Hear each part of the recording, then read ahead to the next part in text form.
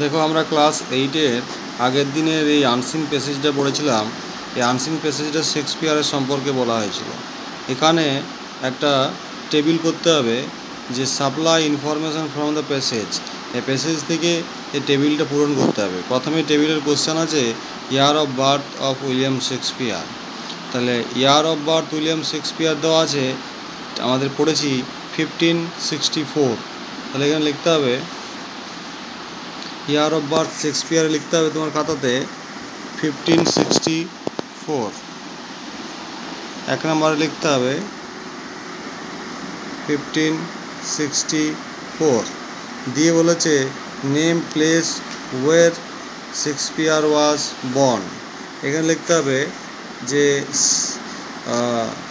Village of Stratford upon Avon, ঠিক আছে, দিয়ে কমা দিয়ে ওয়ারউইকশায়ার লিখতে হবে।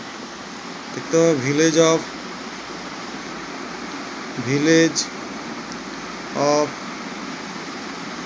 স্ট্রাফোর্ড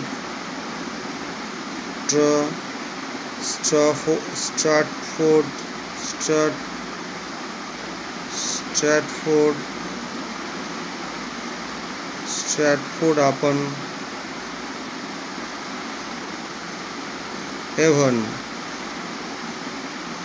স্ট্রাটফোর্ড আপন এভন দিয়ে কমা দিয়ে ওয়ারউইকশায়ার লিখে দিলেই হবে। ওয়ারউইকশায়ার।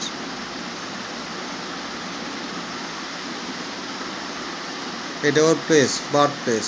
তারপরে বলছে তুমি লিখেছো নেম অফ শেক্সপিয়ারস প্যারেন্টস, ওর বাবা মায়ের নাম কি?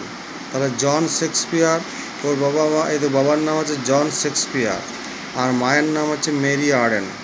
এই যে মেরি আর্ডেন। তাহলে লিখবো জন শেক্সপিয়ার, বুঝেছো, জন শেক্সপিয়ার